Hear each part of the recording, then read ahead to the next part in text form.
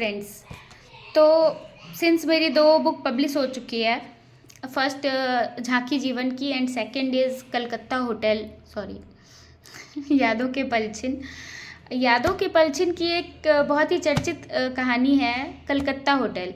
जितने भी लोगों ने बुक पढ़ी उन्हें ये कहानी पता नहीं क्यों बहुत अच्छी लग गई, और बहुत लोग किताब पढ़ना नहीं चाहते हैं और वो सुन के बता रहे हैं तो बोल रहे हैं अरे वीडियो बना लो, कहानी सुन लेंगे। तो जो लोग किताब पढ़ना नहीं चाहते हैं उनके लिए मेरी किताब की सबसे चर्चित कहानी जो मुझे रिव्यूज़ मिले हैं उसके अकॉर्डिंग वो है कलकत्ता होटल।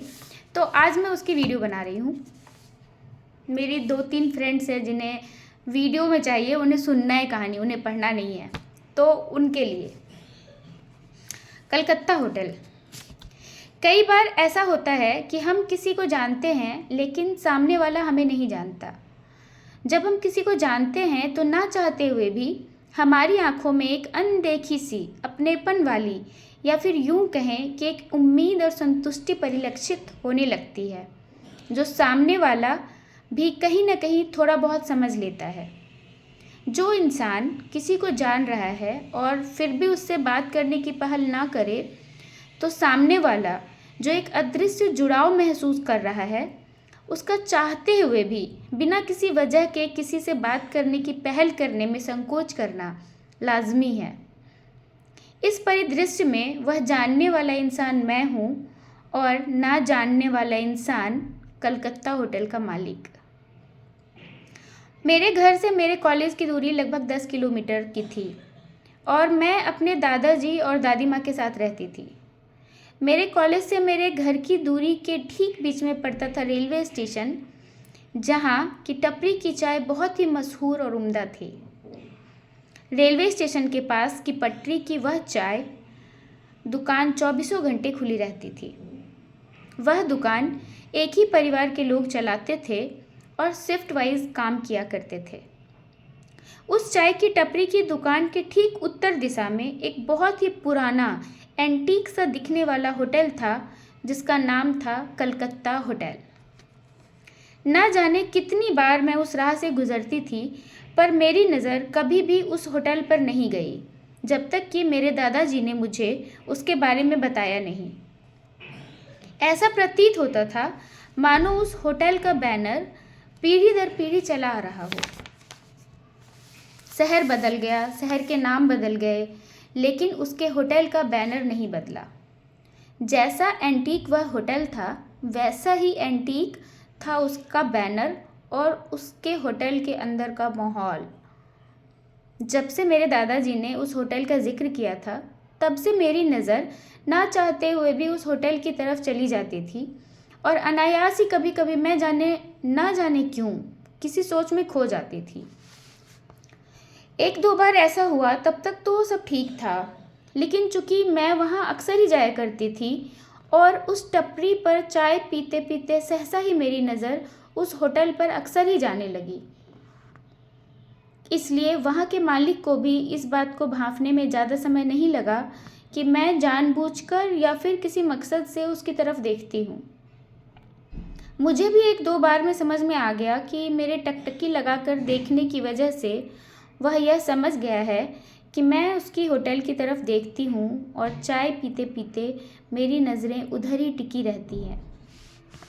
इस बात का एहसास होते ही मैंने उधर देखना बंद कर दिया, लेकिन फिर भी कभी कभी मेरी नज़र उस होटल के बैनर पर चली ही जाती थी, क्योंकि मेरे दिमाग में यह चलता था कि यह होटल के बैनर को ठीक क्यों नहीं करता।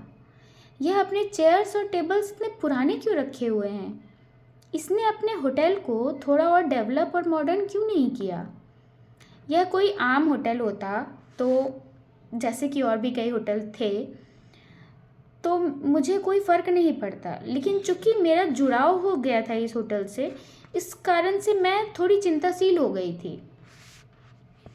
जब मुझे ऐसा प्रतीत होने लगा कि उस होटल के मालिक का मुझे गलत समझना, और मैंने सोचा कि मैं एक दिन जाकर मैं उसे सच्चाई बता दूं कि मेरी नज़र क्यों उसकी दुकान पर बार बार अटक जाती है। बहुत दिनों बाद एक दिन मैंने निश्चय कर लिया कि मैं रोड क्रॉस कर उससे बात कर लूं। 20 कदम का ही तो फासला था, लेकिन उस 20 कदम के फासले को मैं कभी तय ही नहीं कर पाई, क्योंकि हम जिस रास्ते पर अक्सर सफ़र किया करते हैं उस रास्ते से भी हमें एक लगाव सा हो जाता है, और जो रास्ता हमारे सामने होते हुए भी हम उस पर कभी चलने का निर्णय नहीं करते हैं वह हमें पराया लगने लगता है। वह कलकत्ता होटल उसी पराये रास्ते पर था।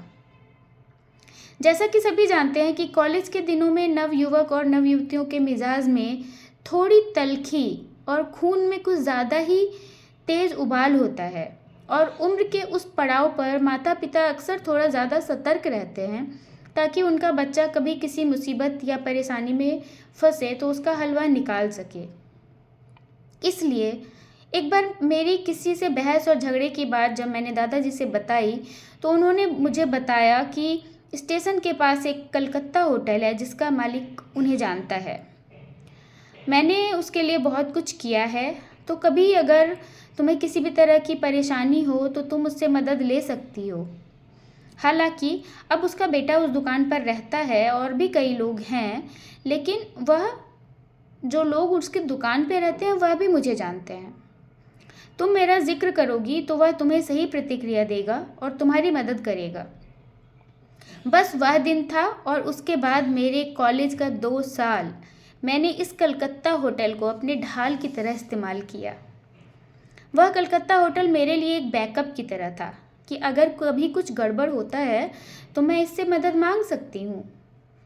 यह आंखों ही आंखों में बातें करने का सिलसिला 2 साल चलता रहा।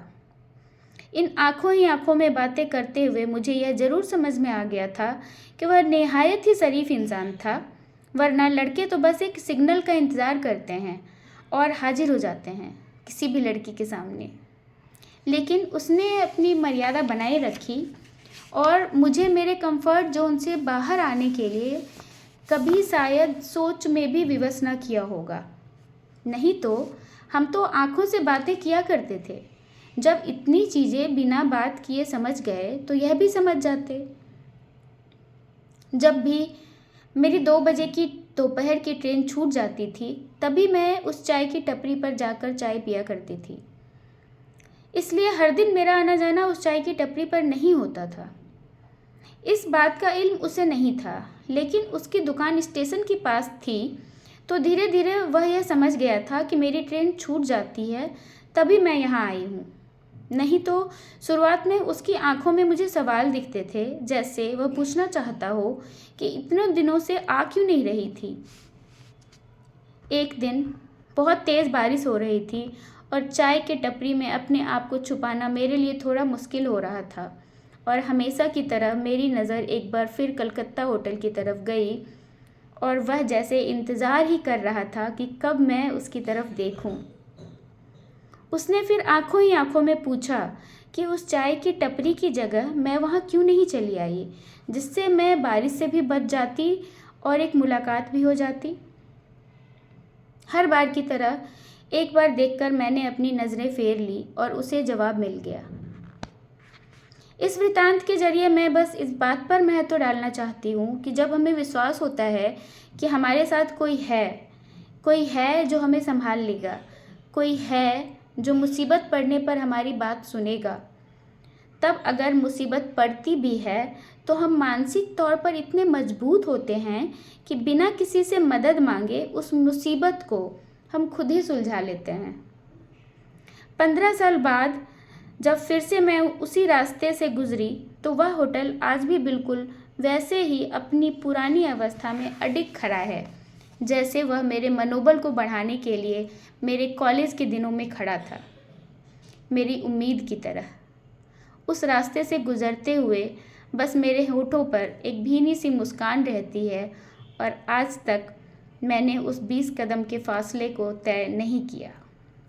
तो उम्मीद है कि आपको ये कहानी अच्छी लगे, और अगर अच्छी लगे तो थम्स अप, लाइक एंड मेरे चैनल को सब्सक्राइब कीजिए सो दैट कि मैं आपको अपनी और भी कहानियाँ सुना सकूं। अगर आप मेरे चैनल को लाइक करते हैं, सब्सक्राइब करते हैं तो आपको कुछ नहीं देना पड़ेगा, लेकिन मुझे बहुत सारा मोटिवेशन मिलेगा, बहुत सारा प्यार मिलेगा, बहुत सारी डेडिकेटेड हो जाऊँगी मैं फिर कहानियाँ सुनाने के लिए। तो मुझे उम्मीद है कि आपको मेरी कहानियाँ पसंद आए। तो यादों के पलछिन और झांकी जीवन की और भी बहुत सारी स्टोरीज़ जो कि मैंने लिखी है, मैं आपके साथ साझा करूँगी। तो उम्मीद है कि मेरी ये कहानियाँ आपको पसंद आए।